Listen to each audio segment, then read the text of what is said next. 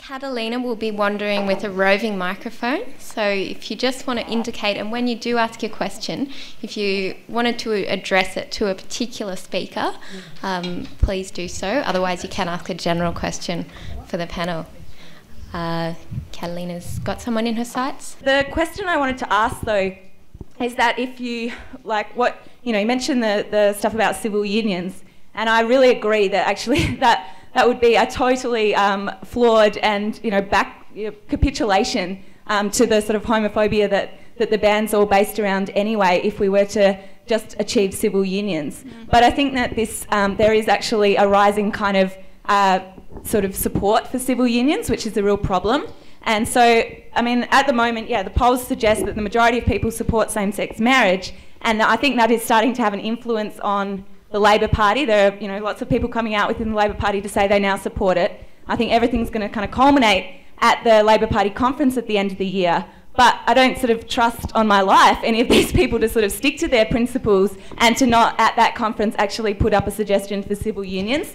So I think, I wanted to know what you think about that. And okay, if I can make two comments in response to that. I think as much as we should be campaigning for same-sex marriage, we should be just as strongly campaigning against civil unions, because there are some people out there that say, oh, this is a good halfway measure, it's a step, let's get people comfortable with civil unions and then we can go down the path of marriage. But what has become clear in the countries which have legalised civil unions is that it stops the debate about same-sex marriage dead in its tracks.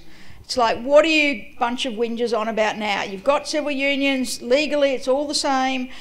Go, stop being crybabies. So I think, yes, if we get civil unions, it really will be a step backwards. The other thing I'd just say is that, I see this book that is hopefully coming out at the end of this month being very much a tool that can be used to further the push for same-sex marriage, and I suggested to Federation Press that it would be great if we could send a copy of it to every federal politician, and both at Parliament and the Senate, and they said that would send them bankrupt. So unfortunately that's not happening, but I certainly hope that there will be a bit of an awareness of it and a use of it to really inform the debate about same-sex marriage. I'm Karen Gurney. I'm community lawyer for Fitzroy Legal Service, and I'm based at the Neighbourhood Justice Centre, which is a court in Collingwood. It has a therapeutic jurisprudence and it's involved in restorative justice. So my question's to Bronwyn. It seems that you are proposing conferencing as an alternative to the ordinary criminal justice procedure that entails matters of sexual assault. At our court, we've had conferencing for quite a while, but it's part of the sentencing procedure.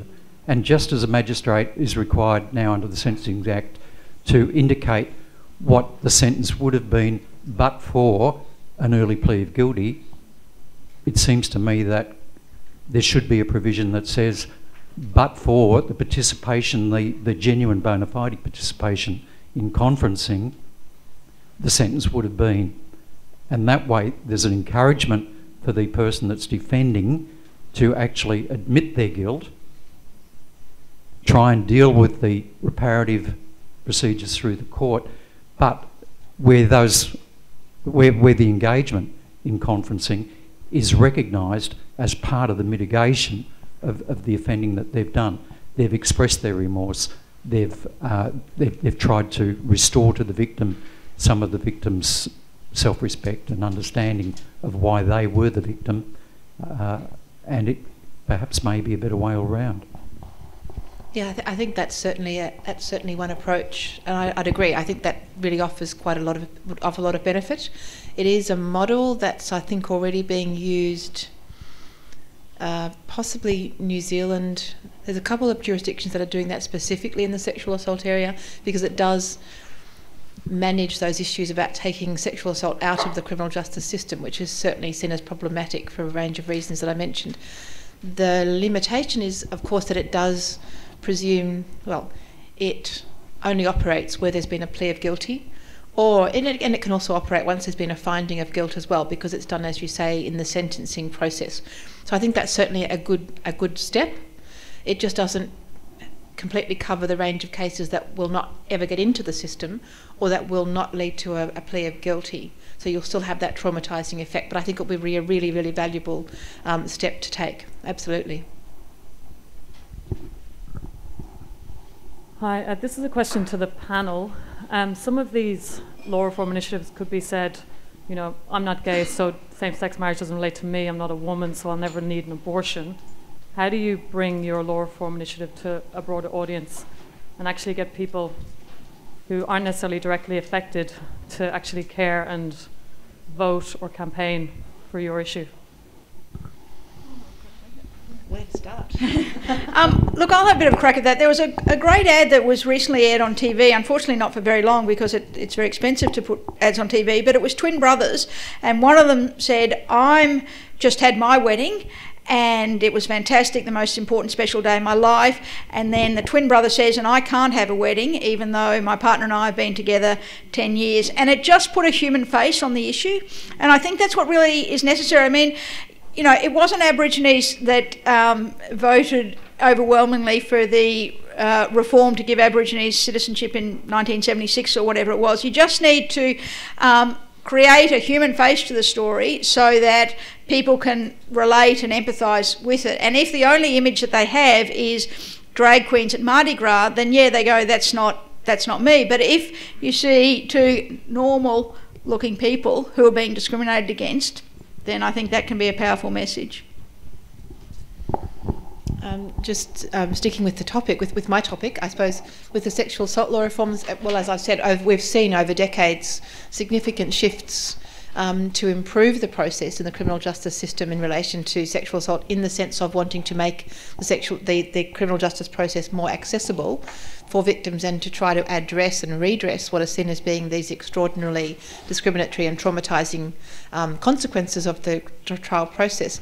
And I don't think that's done because most people see themselves as being potential victims, although that will be one category of people who feel very strongly about that. It's really about what sort of society are we in and what statements do our laws make. And I think that most people now would, I'm probably generalising, but I hope most people now would see it's just totally inappropriate to say that a criminal justice system should explicitly say that women are simply unreliable witnesses, full stop, which is what the court certainly used to say regularly to juries. So I think that's really about people saying we don't want to be that sort of society. So I think you can certainly frame your law reforms in that way and say this is not the sort of society we are. And it's again highlighting, as both the other speakers did, historical shifts and the recognition that people and societies actually do change, which is fortunate. In the case of sexual assault law reform, as I say, I think there are still very significant underlying gendered assumptions which are very, very difficult to move. And I think that the problems with the failures of law reform to date have been because we haven't moved those gendered assumptions adequately. Although some people are saying that it is actually changing, that there are some younger defence lawyers, for instance, who are actually bringing a different perspective about women and their sexuality than the older ones, which I think is fantastic. I'd love to believe that. Anyway, I'll leave it at that. Certainly in the area of abortion law reform, women who have been prepared to stand up and say, I had an abortion, particularly where abortion is still illegal, have been very powerful in bringing about change. Particularly in France in 1971, more than 300 women, politicians, actresses, writers and so on, really led the movement that brought about law reform to abortion law in France. And I'd also mention Senator Lynn Allison, who got up in the Senate and said in 2005, I had an abortion. Abortion still has a stigma, even in a social stigma, even where it has been decriminalised. And this is a very difficult thing for a woman to do, and I appreciate that. We all do within the pro-choice movement. But I certainly would encourage women generally to be open about it. That's the only way we're going to get change. And in particular, change the views of people towards the process of abortion. I was wondering what you think about prevention and what ideas there are around that. I heard about a program being run by the Victorian Women's Trust called Be the Hero, where men discuss with younger men or boys about how they treat women, and about consent and about issues that generally aren't kind of discussed more broadly. I was wondering what you think about programs like that and anything else that can be done about prevention.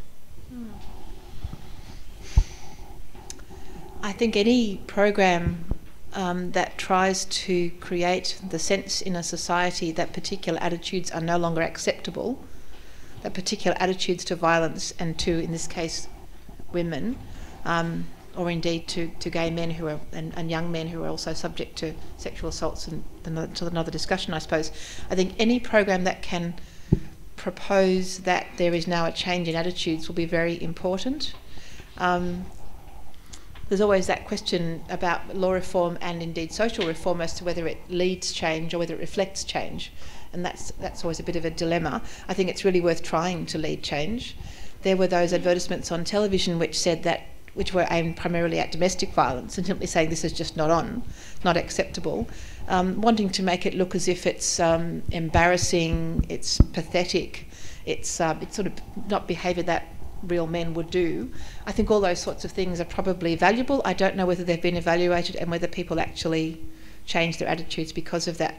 But I do think at a very basic level that violence, and certainly sexual violence, is premised on the assumption that there is a category of person who is less than the other categories. So I think anything that can challenge that has to be a good start. How effective it's going to be, I don't know. And if the current there is a current evaluation of our most recent law reforms, the 2006 law reforms, and I haven't seen those published yet, but if they were to show that there has been some actual attitudinal change amongst, for example, defence lawyers, as a matter of, what would that be? Age, the way in which they've grown up, that there are different messages now than there were, 10, 15 years ago, that would be a fantastic shift. Yeah. The wonderful education they get at universities like That's Monash. Right. Exactly. I should have said that bit, yes, quite.